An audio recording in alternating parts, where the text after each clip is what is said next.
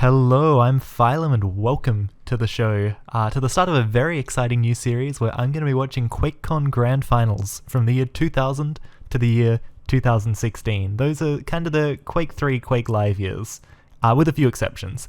And so I'm going to have this game starting in the background here because, frankly, this is QuakeCon 2000, and this isn't the most exciting grand final, just because the game, I believe, the game was so new. The guys were still getting their head around it. I believe there was still a lot to learn about the game from this time. Now, I haven't watched all these games, okay? Once we get into, the Quake Live days, yeah, I know pretty much all the grand finals, but this one, I've skimmed this video just to check out the quality, and I do have to talk about the quality, but I don't really know necessarily what to expect from this game on the whole. So quick note on video quality, turns out that demo files from the year 2000 don't work with a lot of the modern Quake tools, as we do get into a bit of a rocket fight here. So I'm going to half commentate and half introduce, because again, what I saw of this game was not particularly exciting, so I'm kind of introducing as I go. It turns out that demo files from the year 2000 don't really work with modern tools. So I've had to steal some YouTube footage from a wonderful channel, Decibel01US. Please go and check out his channel. He has wonderful high-definition renders of a bunch of games. But we are underway here with 04 versus Matador, the QuakeCon 2000 Grand Final, the first real year that Quake 3 had been out. And we've got some pretty zesty rockets off the start already here. Matador definitely winning that fight in the middle of the map. An awkward entrance. You never really want to be caught coming into the room from that top passage, and 04 is going to be showing us here on Q3DM13 some of the differences from the original version of this map, notably the absence of a yellow armor from the lightning gun side of the map. That's second yellow armor. There's still one up top, but the second yellow armor now lives down near the Mega, and that's a pretty significant difference, and we'll see how that comes into play here hopefully as these players are going to start to get control. For example, right, we can assume from how the last 30 seconds have gone that Matador pretty comfortably got that Mega. He's just got the red. He's going to have a monster armor stack, right? That's interesting. See, I just said he got the red because he definitely got Mega and then dropped down for red. And so that looks like it's actually a little bit of a missed time. And again, this is the year 2000. I'm expecting to see some mistakes in these early games as the guys kind of learn about the maps. And I'm interested to see what the standard of timing is here, because 04 should be thinking about Mega. Okay, now unfortunately we don't have sound, because I am apparently an idiot and downloaded the version of this file without sound. I've restarted this recording a few times. I'm not going to restart it again just for sound. I think we're going to be fine. So 04, thinking about Mega, thinking about red. He wants to control the middle of the map to stop Matador getting in, and you can see 04 is actually a little bit uncertain about when this Mega is. Matador has a beautiful entrance rocket, 04 jumping forward. See, his LG is a little bit shaky because, again, in the year 2000, and I would love to be corrected on this if I'm wrong, but my gut says that these guys are using bull mice, right? So LG with the bull mouse, not a very good time, but 04, once he gets that Mega, you can see how quick he is to try and control this other yellow armor and to cut Matador off from everything on the map, because that's a really conceivable thing to do here, right? In Quake Live, extremely hard to cycle red Mega and both yellows, but in this version of the map, if you're cycling red Mega and top yellow, you kind of cycle bottom yellow by default as well, right? Just because it's right next to Mega. It's going to go in and out of sync, but it's going to be a much easier time trying to control it. Now Matador, he knows that Mega's soon, so he tries to go above it, but 04 is there to flush him out. I don't hate the grenade spam here, but again, it looks like he just has a little bit of uncertainty about when this yellow is, and 04 sets up the classic DM13 trap, where you let your opponent come in for that item, and then they die. Matador, you can't just be standing at that rocket and let 04 walk out into you. Rockets in Quake 3 are extremely meaty, but they go slower, so it can be a lot harder to block people out of rooms from what I've seen in old games. Matador, again, making a play onto this Mega, and he hasn't timed it, right? He doesn't have that to the second timing. He's just kind of going by gut. So Matador making a few mistakes on timing here, and it's costing him in a major way. And now that 04 has control, he's just doing a phenomenal job of cycling these items. So 04's timing seems very mature, very developed, from what I was expecting for this era. And, you do expect 04 to hit his shots, even back here. 04, For people who don't necessarily know him, well, people these days may know him better as the esports manager of Quake Champions, but back in the day, he was a top-level player.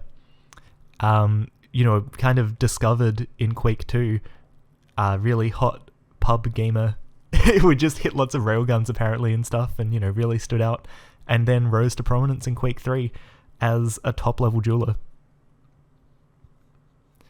So we're going to see him a few times earlier, and I'm not going to spoil anything. I'm going to kind of let this be a story, right? Because QuakeCon, unfortunately QuakeCon, the physical event, has been cancelled for this year. It's a really sad time, okay? But I thought this was a good year to actually kind of honor QuakeCon and go back and watch all of these old games and celebrate the development of the Quake 3 style game, right? Like, where does it come from? Where does it go? Something Cotton Eye Joe. And straight off the bat, we're seeing good aim. We're seeing what actually looks like a Quake 3 game, and what looks a lot more like a Quake 3 game than I was expecting, right? I was expecting to sit here and be like, oh, he's doing this wrong and he's doing this wrong, and we'll see all this improve in the future. But no.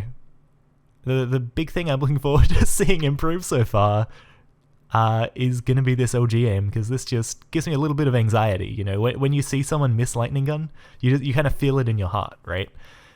It definitely looks 6 minutes into this game. By the way, duels are 15 minutes, at least for the first few years, so that's fun. We've got that to look forward to, especially when games are blowouts. There's nothing like sitting here and just filling time for 15 whole minutes. Beautiful trap, Like, that would look like a solid play today. I'm really impressed by how much... Even that LG was pretty nice, right? Not obviously top tier LG by today's standards, but it got the job done. Let's talk about what Quake 3 was like in the year 2000. Now, I've obviously never actually played this specific patch, but I played a little bit of vanilla Quake 3. Fairly crazy game. Like I mentioned before, rockets were slower. But the splash, I believe, was more effective. At the very least, it was different to what we're used to in like Quake Live and stuff these days. It kind of used a different fall-off formula.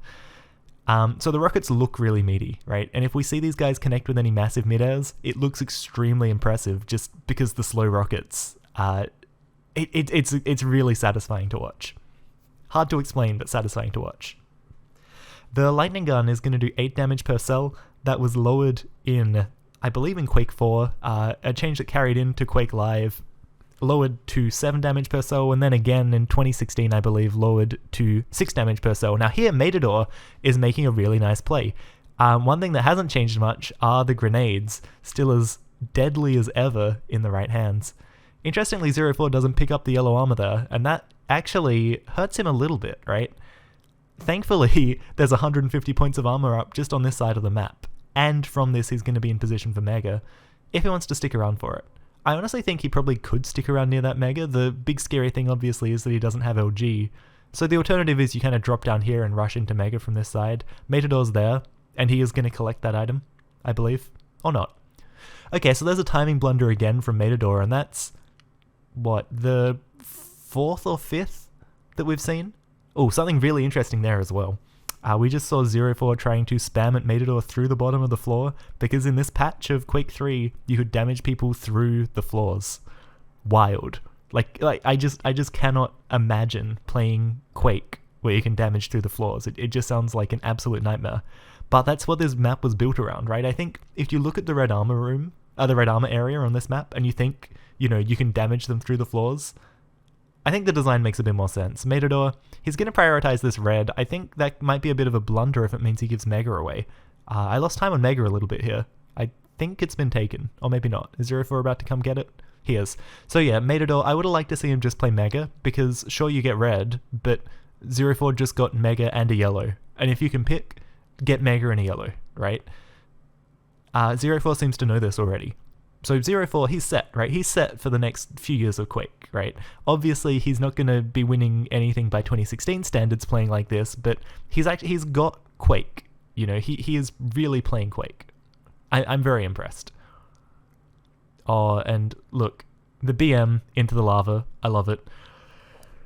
But yeah, no, so you can damage through floors, and, you can imagine how hectic this map would be if you can be chilling at RA and then just boop a rocket at your opponent through the floor. It's a cool idea. Absolute nightmare, but a kind of cool idea. And also the walkways, the bridges up here, up top. Oh, that is a nice rocket. Man, yeah, 04's aim just looks crispy already.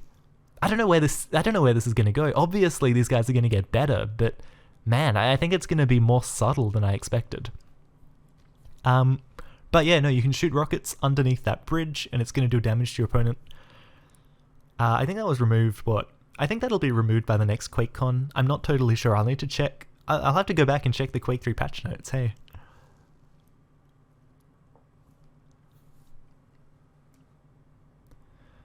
Oh, hits MLG04. He's hitting okay, right? It's just, he's relying on kind of strafe a lot. There's not a lot of subtlety in the kind of movements he can make, right? He's, and again, this is why I think it's a bull mouse. Once he's moving in a certain way, he's kind of locked into that speed and that trajectory, right? That's an interesting rocket. It looks like he was just trying to spam through the fleshy pillar. There's like a little gap you could hit to get a rocket right in to the rocket launcher spawn. That's interesting. And Matador, you know, even when he's at this mega, he's just been very, very passive, right? 04 has had more armor for the majority of this game, just because he's been so effective at cycling them. And look at this. Look at how good that timing is, okay? This is just a crisp and clean and in-control player.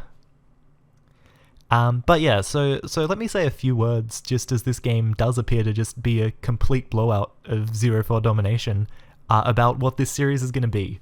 So I'm going to be talking about every Quake 3 style QuakeCon Grand Final. I'm going to talk about one map from each Grand Final, because otherwise I'd just be here all year, you know. I'm going to try and keep it as concise as I can, given that I'm going to be talking about between about, 14 or 15 years of QuakeCon finals. So that's going to mean I'm going to do 2000 through 2004, the Quake 3 years. I'm going to skip 2005 because that was a Doom 3 grand final and just, like, yuck. Like, who would want to watch that? I'm going to do... 2006 was Quake 4, which I may or may not do. It'll depend on how I go capturing the demo and how I go with, like, version compatibility and stuff.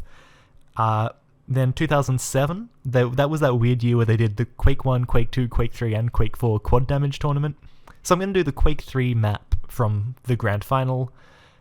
That'll be kind of fun, I think. I don't really know. I don't know how seriously the guys were taking Quake 3 at the time, but then from 2008 onwards, it will be Quake Live. So 8 good years of pretty amazing QuakeCon Grand Finals, right? There's no bad QuakeCon Grand Final as far as I'm aware. The game quality is always phenomenally high. One thing that is interesting for these early games, for example, this one, the only demo I've been able to find is this map. So was this map the Grand Final? Right? Was it just DM13, or were there other maps as well? Who knows? Who's to say? It's a mystery. Was Pro DM6 around at this time? That's another question, right? Because that came out pretty early on in Quake 3's life. From 2001 onwards, we're going to see a lot of Q3 DM6 in the Grand Finals, but it's Pro DM6, and I don't know if that existed in the year 2000. Like I've said, Quake 3 was out for less than a year at this point. But Quake 3 has a lot of similarities to Quake 2. It just has much, much better guns and much better gameplay, as far as I'm concerned. I'm going to get some Quake 2 zealots in chat complaining, if they are still indeed watching the video at this point. Like I said, this isn't the most exciting final. We're going to see some much, much more exhilarating finals. I think this is a good video to kind of show where Quake was at the time, how far ahead 04 was of the next American, right? Like, he was killing it. This is just an impressive performance. I wonder if there was anyone else at the tournament who was actually giving him closer games, or if this was it, right? If 04 was, like, on the moon, and then the next guy was kind of, like... I don't know, he was like on Mount Everest or something. He was good, but 04 had like left the atmosphere and ascended to a higher place. So look, we've seen some 04 domination. I'm excited to see how much changes between 2000 and 2001, because I think that's going to be a pretty drastic change. We're going to see a lot of 04 over the first 2 years. Again, I don't want to spoil too much, but yeah, he is going to be a regular face. And I'm excited as we go through the years as well. These guys are both American, or maybe Matador was Canadian, I can't quite remember. This year and next year are all about Americans, but after that, we're going to see Europeans start to come in and in some cases dominate. And we'll have some good trades and some good rivalries, and there are lots of good stories to tell in QuakeCon Grand Finals. So I hope this video has been somewhat informative, even if it wasn't the most exhilarating. Some really good aim on display, and it's wonderful to see 0-4. With no physical QuakeCon this year, I thought this would be a great time to sit down and just watch through a bunch of classic QuakeCon finals and talk about what makes them special and what makes this game so special and what made the development of this game just so delightful. So I hope you've enjoyed this video. I hope you come back for the next one, because they're just going to get better. In fact, I expect every subsequent video is going to get more and more exciting. I'm going to have more and more to talk about. So please do tune in. Please, share these videos around, spread the word. This is going to be a fun series, and I'm looking forward to making it. Thanks again to Decibel01 US for recording this delightful footage, which I have stolen. From the next video onwards, I'm going to be rendering it myself with Wolfcam or Q3MME or whatever works for me for the particular demo. But yeah, that has been a fun start to the series. Hope you all enjoyed it. Catch you next time.